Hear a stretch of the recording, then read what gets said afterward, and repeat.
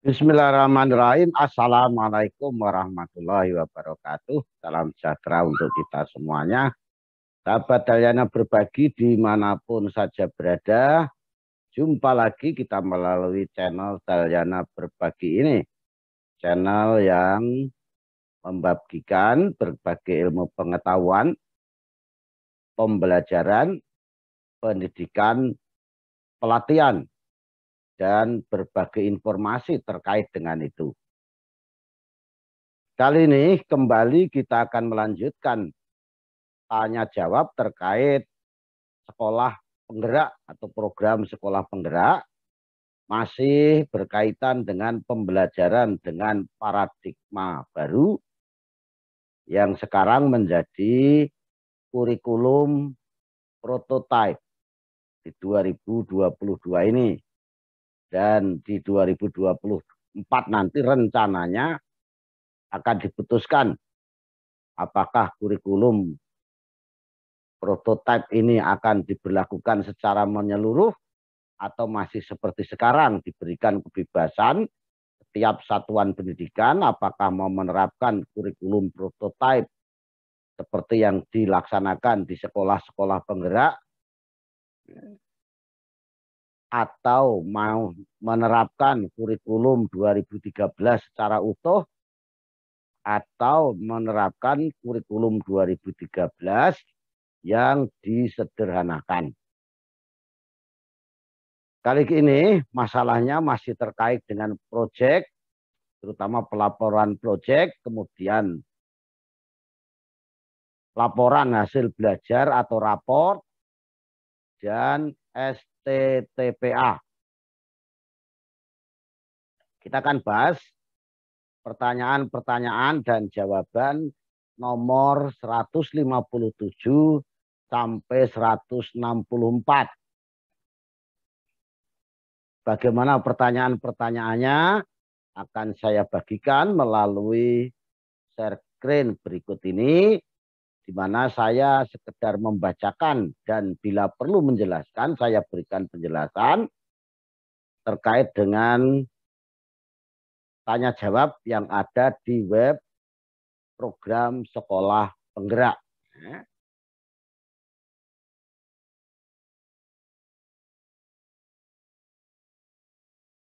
Nah, jadi akan kita jawab pertanyaan-pertanyaan nomor 157 sampai 164.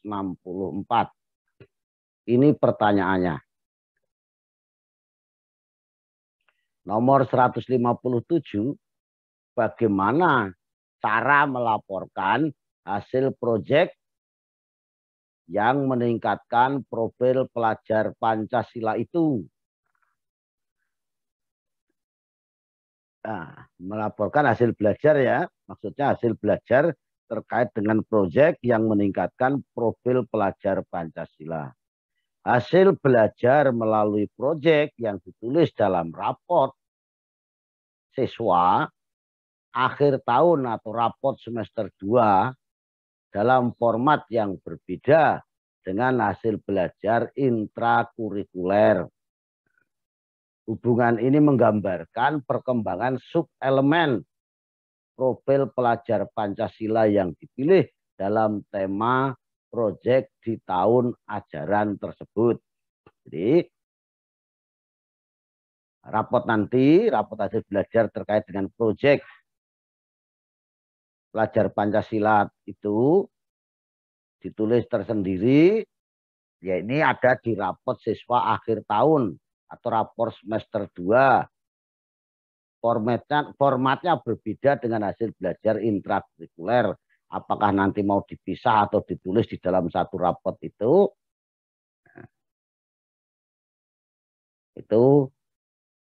kita lihat nanti ya. Nah, hubungan ini menggambarkan perkembangan subelemen profil pelajar Pancasila yang dipilih di tahun itu. Subelemen apa yang dipilih sesuai dengan tema proyek yang dikerjakan di tahun ajaran itu. Jelas ya? Kemudian bagaimana bentuk laporan hasil belajar proyek profil pelajar Pancasila, ini pertanyaan untuk jenjang SMA, katanya, secara kuantitatif, jadi dengan angka berarti ya, secara kualitatif, ya, kalau kualitatif berarti tidak harus dengan angka, ya. Ya, dengan kriteria yang telah ditetapkan mengacu pada dimensi dan elemen pada profil pelajar Pancasila. Jadi rapotnya secara kualitatif. Bisa nanti A, B, C, D atau bisa dalam bentuk sangat baik-baik, cukup kurang ya. Atau mungkin, tapi di sini tidak ada sebutan deskriptif seperti yang ada di kurikulum 2013, berarti tidak pakai deskripsi. 159, apakah bentuk laporan hasil belajar proyek profil pelajar Pancasila per mata pelajaran, proyek memperkuat profil pelajar Pancasila tidak terkait dengan mata pelajaran. Jadi kalau selama ini kan sikap itu ada terkait dengan mata pelajaran, misalnya. Nah, sekarang ini tidak terkait dengan mata pelajaran, jadi tersendiri. Bagaimana bentuk rapot intrakurikuler kurikulum paradigma baru ini? Secara kuantitatif dengan nilai akhir mempertimbangkan hasil penilaian sumatif dan formatif.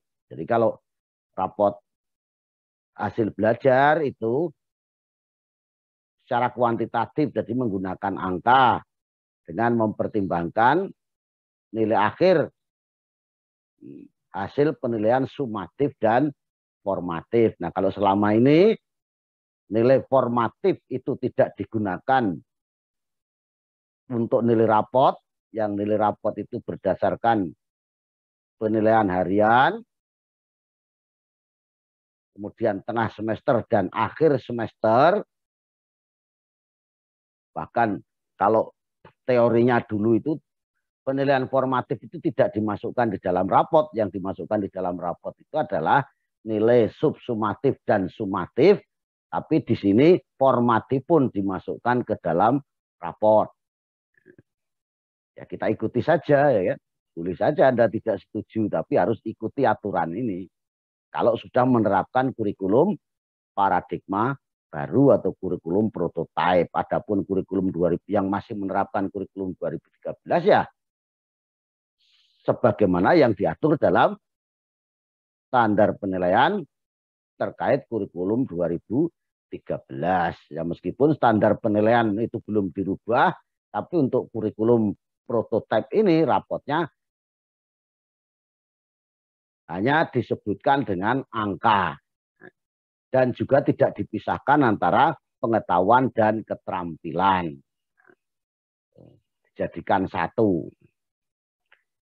161, apakah laporan hasil belajar intrakurikuler berbasis capaian pembelajaran atau CP setiap periodik atau setiap semester atau fase? Jawabannya, laporan hasil belajar intrakurikuler akan diberikan kepada peserta didik pada setiap akhir semester. Jadi setiap semester ya, setiap akhir semester. Apakah ada kenaikan kelas jika pembelajaran paradigma baru ini menggunakan fase? Bagaimana kriteria kenaikan kelas? Peserta didik dapat melanjutkan ke kelas di atasnya sesuai dengan profil potret tercapaian pembelajaran. Tapi belum jelas ini apakah nanti ada kenaikan kelas atau tidak. Yang jelas ini disebutkan peserta dapat melanjutkan ke kelas di atasnya sesuai dengan profil potret ketercapaian pembelajaran. Nah, kemarin sudah ditanyakan ketercapaian pembelajaran itu siapa yang menentukan, tidak ada KKM. Itu yang menentukan adalah guru. Itu diberikan wewenang sepenuhnya kepada guru, tidak pakai KKM. Terus pakai apa ya? Pakai tentu juga didasari oleh teori.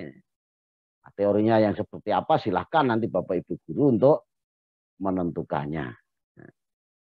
163, apakah STPPA masih digunakan?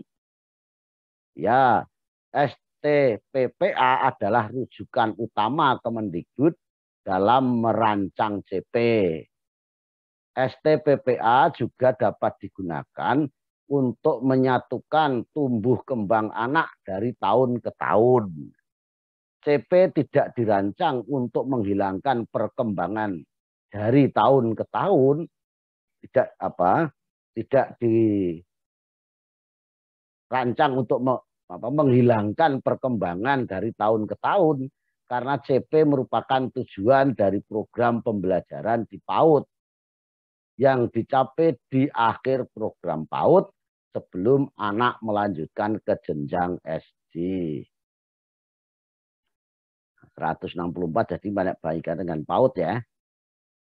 164, ketika guru merancang kegiatan belajar di satuan PAUD, rujukan mana yang mereka gunakan? Guru merujuk pada CP atau capaian pembelajaran karena CP sudah memadukan STPPA, standar isi, dan standar penilaian. Maka lebih praktis dan terarah apabila guru menggunakan CP. Tentu ini bagi yang setuju dengan CP ya. Selain itu CP PAUD juga memuat tentang arah kebijakan model pembelajaran atau pedagogi yang tidak ada dalam STPPA. Nah, jadi untuk bagian ke-24 sesuai dengan rencana kita hanya akan bacakan dan bahas nomor 159 sampai 164 ya. Ya ini sampai 157 maaf sampai 154. Nah ini ya, jadi insya Allah nanti untuk 165 dan seterusnya akan kita lanjutkan di bagian 25, 26 dan seterusnya. Demikian untuk pembahasan terkait dengan tanya jawab program sekolah penggerak, masih terkait dengan pembelajaran dengan paradigma baru atau dengan kurikulum prototipe di tahun 2022 ini. Mudah-mudahan bermanfaat. Mohon maaf atas segala kekhilafan dan kekurangan. Saya akhiri billahi taufik wal hidayah. Assalamualaikum warahmatullahi wabarakatuh. Salam sejahtera untuk kita semuanya. Terima kasih.